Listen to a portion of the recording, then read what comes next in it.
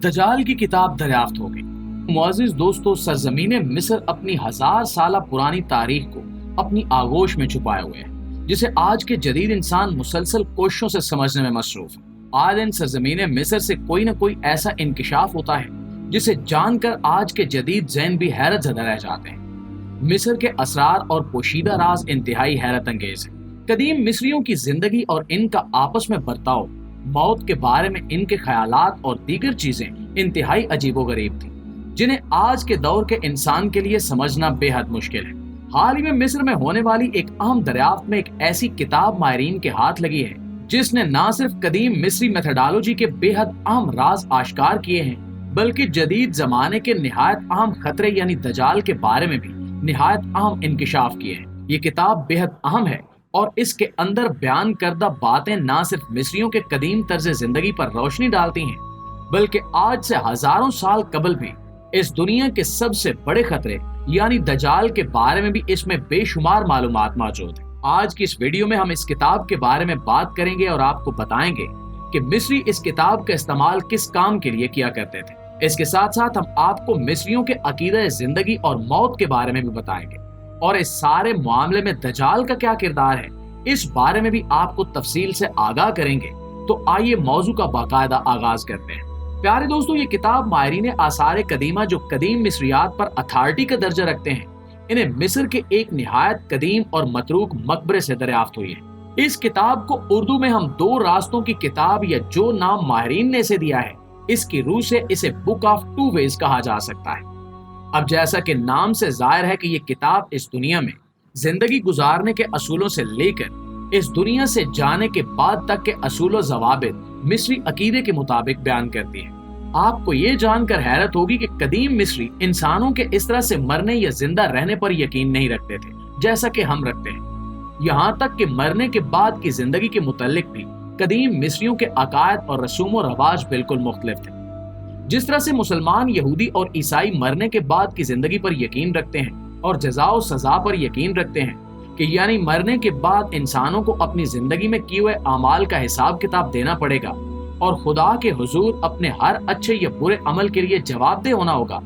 इसके बाद हमारे अमाल के हिसाब से हमें ये जन्नत या जहन्नुम मिलेगी और हमें अब तक जन्नत या जहन्नुम में रहना होगा। हम या तो अपनी नेकियों का इनाम पाएंगे और हमेशा खुश रहेंगे, या फिर जहन्नुम में हमेशा अपने गुनाहों की सजा पाते रहेंगे और तकलीफ दे अजाब में मुब्तला रहेंगे।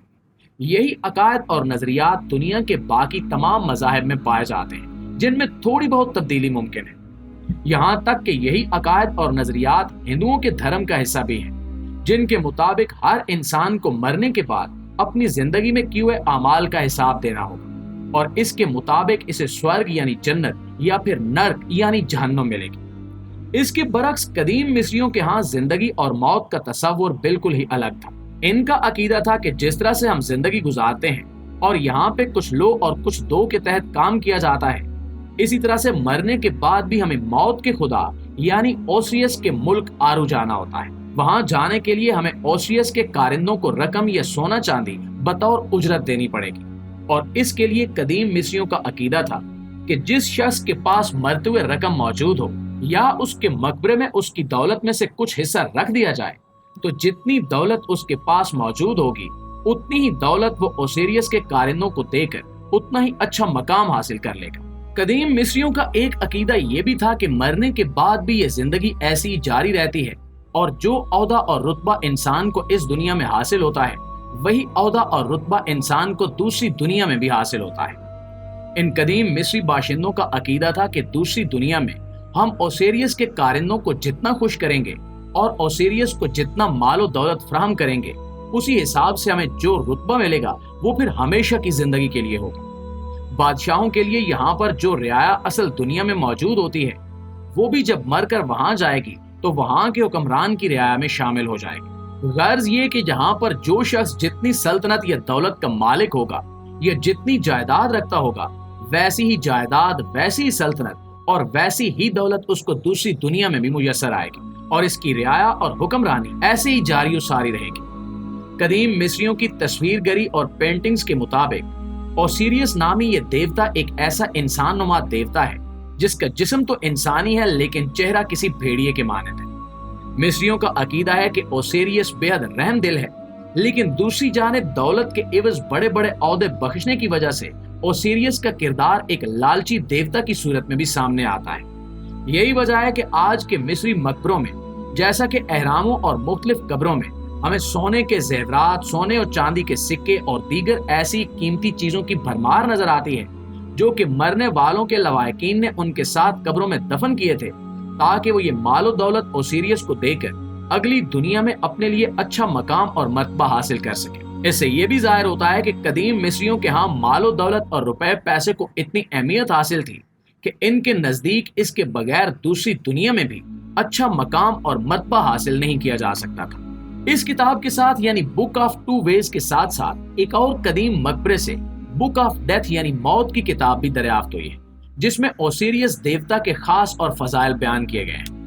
इन खूबियों को देखते हुए आप ये अंदाजा लगा सकते हैं कि ओसिरियस देवता, जिसे कदीम मिस्री मौत का देवता कहते हैं, दरअसल दजाल था और ये दजाल के ही बयान करदा हुलिये पर पूरा उतरता है। अगर हम बुक ऑफ अनूख के साथ रखकर इस किताब और बुक ऑफ टू वेज का जायजा लें तो साफ जाहिर हो जाता है कि दजाल भी इसी तरह के ख्वास का हामिल होगा और इसके लश्कर में भी ऐसे ही लोग शामिल होंगे जो इंसानी जिस्म के साथ साथ हैवानी खसाइल के हामिल भी होंगे। यूं ये कहा जा सकता है कि मिस्रियों का ये कदीम ओसिरियस देवता दरअसल दजाल की एक टैपिकेशन थी, जिसे कदीम मिस्रियों ने देवता का दर्जा दिया और इसकी पूजा करने लगे और इसके साथ साथ इसे दूसरी दुनिया का मालिक भी बना दिया। नाज़रीन ग्रामी, बुक ऑफ अनूख में भी दजाल को शैतानी ताकतों का आलाकार दिखाया गया है और ये जाहिर किया गया है कि दजाल के साथ ऐसे ही शैतानी फितरत के अफराद शामिल होंगे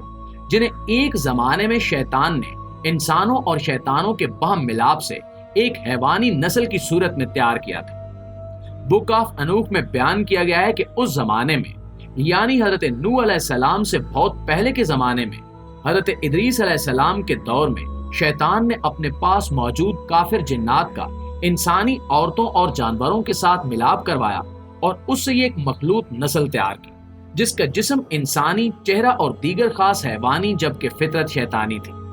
इस नस्ल के तैयार करने का मकसद यही था कि इस नस्ल को दीगर इंसानों के लिए देवता बनाकर पेश किया जाए और यूं इंसानों को अल्लाह ताला की तौहीद और वादनीयत से यकसर बेगाना कर दिया जाए।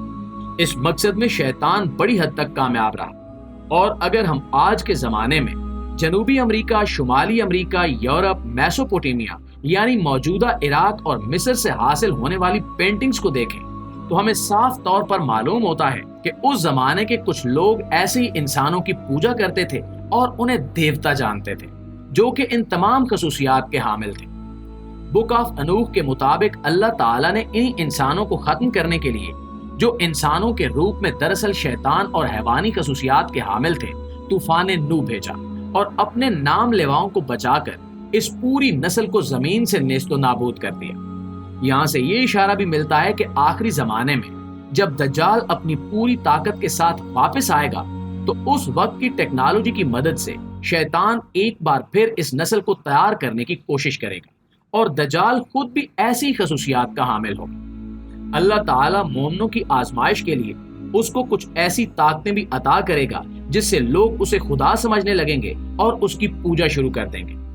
अगर लोग उसे खुदा नहीं भी समझेंगे तब भी वो उसे नबी या मसीहा जरूर समझेंगे ताकि लोगों के ईमान की आजमाइश की जा सके और देखा जा सके कि लोग इन दुनियावी नेमतों के हसूल के लिए इसकी पूजा करेंगे या फिर हर किस्म की ताकत और कुदरत का मालिक अल्लाह रब्बुल इज्जत को समझते हुए इस आजमाइश में पूरा उतरने को तरजीह देंगे। यूं मिस्र से दरियाफ्त होने वाली इन दोनों किताबों को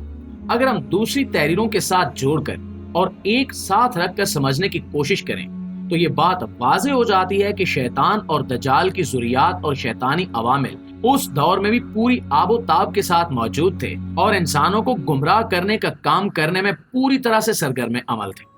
जी तो प्यारे दोस्तों, ये थी हमारी आज की वीडियो, लेकिन इस हवाले से आप दोस्तों की राय क्या कहती है कमेंट सेक्शन में हमें जरूर बताइएगा। इंशाल्लाह आपसे मुलाकात होती है अगली वीडियो में। तब तक अपना, अपने प्यारों का, इर्द गिर्द के लोगों का ढेर सारा ख्याल रखिएगा। अल्लाह निगहबान।